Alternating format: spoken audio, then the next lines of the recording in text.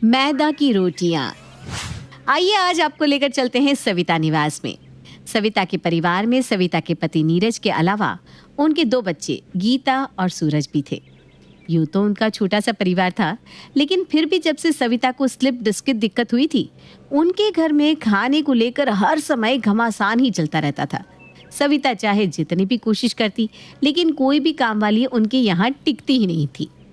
दरअसल सविता ने घर में सबको गरम गरम फुलके खिला खिलाकर उनकी आदत ऐसे खराब की हुई थी कि अब बेटा हो या बेटी या फिर पति गिरीश, कोई भी काम वाली के हाथ का खाना गले से नीचे उतार ही नहीं पा रहा था।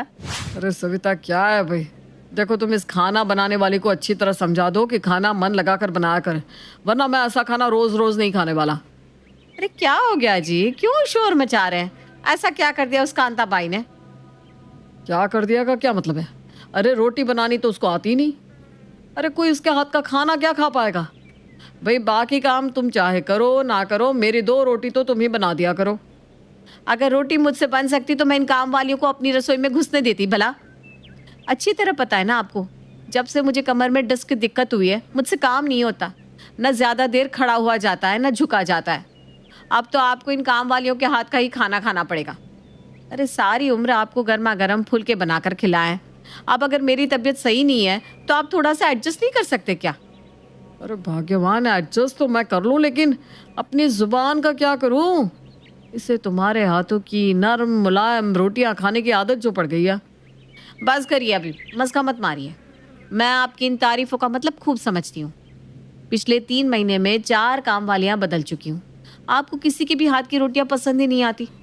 अब मुझे समझ में नहीं आ रहा मैं करूँ तो क्या करूँ। अरे कोई नई काम वाली ढूंढ लो ना, और क्या करोगी? कोई कमी तो है नहीं काम वालियों की। मुझे समझ में आ गया है कि आपको काम वालियों के हाथ की रोटी पसंद नहीं आने वाली। अब इस प्रॉब्लम का कोई परमानेंट सॉल्यूशन ही ढूंढना पड़ेगा। ऐसा करते हैं, सूरज की शादी कर देते हैं। घर में बहू आ जाएगी तो वो आपको मेरी तरह बढ़िया नरम मुलायम रोटियां बनाकर खिलाएगी और ये रोज रोज की टेंशन भी खत्म हो जाएगी। वैसे भी आखिर कब तक हम लोग काम के लिए नौकरानियों के भरोसे रहेंगे? अरे मम्मी, मैं इतनी जल्दी शादी नहीं करने वाला हूँ। और ये क्या बात हुई? पापा को नौकरानी के हाथ की रोटी पसंद नहीं आ रही तो मैं शादी कर लूँ? कोई तू कह क्या इस बात का? और मान लो मेरी बीवी को भी रोटी बनानी नहीं आती होगी तो आप लोग बहू ला रहे हैं या नौकरानी? हाँ बेटा, इतने साल से जब माँ रोटियां बनाकर खिला रही थी तब तो गरम गरम रोटियां बहुत अच्छी लगती थी। तब तो कभी नहीं कहा आप रोटी क्यों बना रही हो, आप मम्मी हो या नौकरानी है। अब इनकी बीवी जो अभी तक आई भी नहीं है, उसके रोटियां बनाने की बात आई तो वो नौकरानी हो गई। बेटा ये तो सदियों से चली आ रही रीत है हमारे देश की। औरत चांद पर भी पहुंच जाएगी ना, तब भी घर आकर खाना तो बनाएगी ही। अब मुझे ना ज्यादा 3-5 नहीं चाहिए। जैसे हमने जीवन भर घर संभाला है, हम बहू भी ऐसी लेकर आएंगे जो आकर हमारा घर संभाले। हमें नहीं चाहिए रॉकेट चलाने वाली बहू। हमें तो बस घर चलाने वाली मिल जाए तो ये काम वालियों की रोज रोज की चिक चिक खत्म हो जाए। बेचारा सूरज विरोध तो बहुत करता है, लेकिन माँ सविता के आगे उसकी एक नहीं चलती। और जल्दी ही सविता अपनी पसंद की एक सुंदर होनहार घरेलू लड़की ढूंढकर उसकी अपने बेटे सूरज के साथ शादी कर देती है। शादी के बाद मैंने तुमसे कहा था ना कि कोई ढंग की काम वाली रख लो, लेकिन तुमने कहा नहीं, बेटे की शादी कर देते हैं, बहू ले आते हैं, फिर वो रोज गरम गरम नरम नरम रोटियां खिलाएगी। अरे मैं पूछता हूँ कहाँ है वो गरम और नरम रोटियां? ऑफिस में जब खाने के लिए टिफिन खोलो तो टिफिन में रखी हुई रोटियां इतनी सख्त हो चुकी होती है कि उन्हें तोड़ने के लिए आरी की जरूरत पड़ती है। यकीन ना हो ना तो अपने बेटे सूरज से ही पूछ लो कि वो पापड़ जैसी रोटियां आरी से काट कर खाता है या पानी में भिगो कर। मम्मी, बात तो पापा की एकदम सही है। सच में पूर्वी के हाथ की रोटियां ना खाना बहुत मुश्किल काम है। हाँ मम्मी, भाभी के हाथ की रोटियों में तो बिल्कुल स्वाद नहीं है। मैंने तो कॉलेज टिफिन ले जाना ही छोड़ दिया है। अच्छा ठीक है, मैं बहू से बात करती हूँ। पूर्वी बेटा, तुम्हारे पापा जी को ना रोटियां बड़ी नरम नरम चाहिए होती है। थोड़ी सी भी रोटी सख्त हो जाए तो उनसे खाई नहीं जाती। इसलिए बेटा थोड़ा ध्यान रखा करो, थोड़ा समय लगा कर बनाओ, लेकिन रोटी ऐसी बने जो तुम्हारे पापा और सूरज खुश होकर खा लें। ठीक है मम्मी जी, मैं ध्यान रखूंगी। 2 दिन बाद। अरे सविता, तुम्हारी कमर में प्रॉब्लम क्या हुई? मैं तो भूखा ही मर गया। अरे भाई कितने दिन मैं सिर्फ चावल खाकर काम चलाऊंगा, अब थक गया हूं मैं। तुम बहू को कुछ कहती क्यों नहीं? 26 साल की लड़की ढंग से रोटी तक नहीं बना पा रही है। अरे वो कोशिश कर रही है ना, आप भी ना कुछ ज्यादा ही नखरा करने लगे। अब याद रखिए, बीवी का नहीं बहू का जमाना आ गया है। जैसा मिले चुपचाप खा लिया करो। तो ठीक है, कल से बहू को कह देना मेरा खाना ही ना बनाए। इतना कहकर वो मुंह फुलाकर घर से बाहर चला जाता है। अरे पूर्वी बेटा, तुम्हारे पापा जी अभी बहुत नाराज होकर गए हैं। कहते हैं ऑफिस में खाने के टाइम तक रोटियां इतनी सख्त हो जाती है कि उनसे खाई ही नहीं जाती। बेटा सूरज भी सख्त रोटी नहीं खा पाता।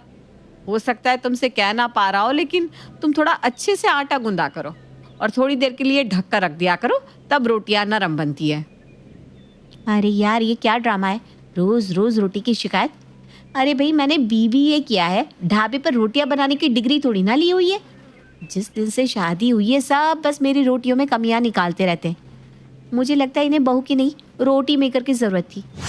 बेचारी पूर्वी सास से बातें सुनने के बाद अपने कमरे में बैठकर कुकिंग वीडियो देखने लगती है। आज तो मैं भी रोटियां सॉफ्ट करने का सीक्रेट ढूंढ कर ही रहूंगी। अरे वाह, ये बहुत अच्छा है। क्या अब से मैं भी ऐसे ही किया करूंगी। अगर आटे में मैदा डालने से रोटी नरम बन सकती है तो मैं आज से मैदे वाली रोटियां ही बनाऊंगी। अगले दिन रोटी के लिए आटा गूंथते समय पूर्वी मैदा उसमें मिक्स करने लगती है। वीडियो में बताया था कि आटे में 2 चम्मच मैदा मिलाना है, लेकिन यहाँ तो इतनी सारी रोटियों का आटा लगाना है। 2 चम्मच से क्या होगा, इतना तो पता भी नहीं चलेगा। ऐसा करती हूँ, आधा मैदा ले लेती हूँ, आधा आटा। अब देखती हूँ मेरे हाथ की रोटियों में कौन कमी निकाल पाता है। पूर्वी मैदे वाली रोटियां बनाकर ससुर गिरीश और पति सूरज के टिफिन में रखने लगती है। कुछ दिन बाद, पापा जी, अब तो आपकी रोटियां सख्त नहीं होती ना, अब तो आप आराम से खा पा रहे होंगे। अरे बेटा, आज तो तूने ऐसी रोटियां बनाई थी कि मुझे मजा ही आ गया। बेटा, अगर तुझे ऐसी ही रोटियां बनानी हो ना तो कल से मेरे लिए 2 रोटी फालतू रख देना। इतनी नरम मुलायम रोटियां खाकर 3 रोटी में मेरा काम नहीं चलता। ठीक है पापा जी, जैसा आप कहें। मैं ना कहती थी, अभी नई नई बहू है, शुरुआत में कोई भी काम करने में समय तो लगता ही है। अब आप ही देख लो, ऐसा हाथ सेट हुआ है बहू का कि मेरी बहू के हाथ की रोटियां खाकर कोई भी वाह वाह किए बिना नहीं रह सकता। हाँ मम्मी, रोटियां खाकर तो आज ऑफिस में मेरे दोस्त भी तारीफ कर रहे थे। कह रहे थे इतनी सुंदर सफेद सफेद नरम रोटियां देखकर तो मुंह में पानी आ रहा है। भाई पूर्वी, तुम तो बिल्कुल छा गई।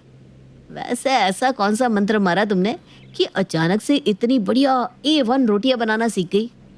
अभी तो कुछ दिन पहले तुम कह रही थी कि चूंकि तुमने मायके में कभी रोटी नहीं बनाई इसलिए तुम्हारे हाथ से सॉफ्ट रोटी नहीं बन पाती। हाँ, तो तब नहीं बना पाती थी, अब बन जाती है, बस और क्या। सूरज को पूर्वी की इस बात से हैरानी तो बहुत हुई थी, लेकिन फिर भी चूंकि घर में सबको अब पूर्वी के हाथ की रोटियां पसंद आ रही थी, इसलिए वो भी बात को ज्यादा तुल नहीं दे रहा था। हर रोज की तरह पूर्वी सबके लिए रोटियां बनाती और सभी लोग खुशी खुशी खा भी लेते। धीरे धीरे कई महीने बीत गए। वैसे तो घर में सभी लोग बहुत खुश थे, लेकिन एक बात थी जिसके लिए सभी परेशान थे। घर में सभी का वजन लगातार बढ़ता ही जा रहा था। अरे यार पूर्वी, आजकल मेरा डाइजेशन कुछ सही नहीं रहता। पता नहीं, ऐसा लगता है जो भी खाओ हजम ही नहीं हो रहा। जबकि मैं तो कभी बाहर का खाना भी नहीं खाता। अब घर का बना खाकर भी बंदे का हाजमा खराब हो जाए तो इससे बुरा क्या होगा। अरे तो हाजमुला खा लो ना, आपका हाजमा दुरुस्त हो जाएगा।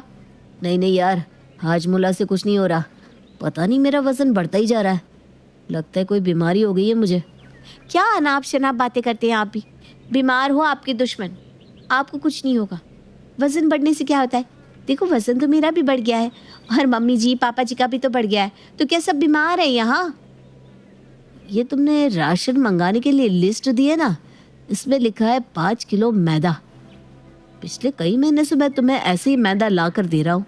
अरे भैया, करती क्या हो इतने मैदे का? पकवान तो तुमने एक भी दिन बनाकर नहीं खिलाया। अरे ये मैदा ही तो है जो मैं आटे में मिक्स करके रोटियां बनाती हूँ, तभी तो रोटियां इतनी नरम और मुलायम बनती है, जिसे खाकर आप सब खुश हो जाते हो। क्या कहा? तुम मैदा मिलाकर रोटियां बनाती हो हमारे लिए?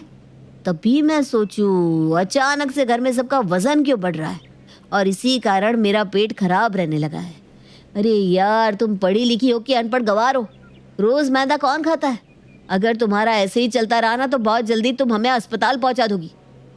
अच्छा, और जब मैं इतनी मेहनत से गेहूं की रोटियां बनाती थी तो आप सब लोग मुझे ताना मारा करते थे। अरे कोई कितने दिन तक सुनेगा आप लोगों की बातें। आप लोगों की बातों से तंग आकर मैंने यूट्यूब पर सॉफ्ट रोटी बनाने की एक ट्रिक देखी और फिर उसके बाद उसी ट्रिक से मैं आप लोगों के लिए खाना बनाने लगी। अरे महारानी, हाथ जुड़वा लो, हमें नहीं खानी ऐसी सॉफ्ट रोटियां जिसे खाकर कुछ दिनों में हमें घर की जगह अस्पताल में रहना पड़े। तुम तो हमारे लिए वही आटे की सख्त रोटियां बना दिया करो, हम उन्हें आरी से काट कर खा लिया करेंगे और चू तक नहीं करेंगे। लेकिन ये मैदे की सॉफ्ट रोटी खिलाकर हम पर अब और एहसान मत करना। सूरज घर में बाकी लोगों को भी मैदे की रोटियों का राज बता देता है और उस दिन के बाद घर में रोटियों की शिकायत करने की हिम्मत कोई नहीं दिखाता।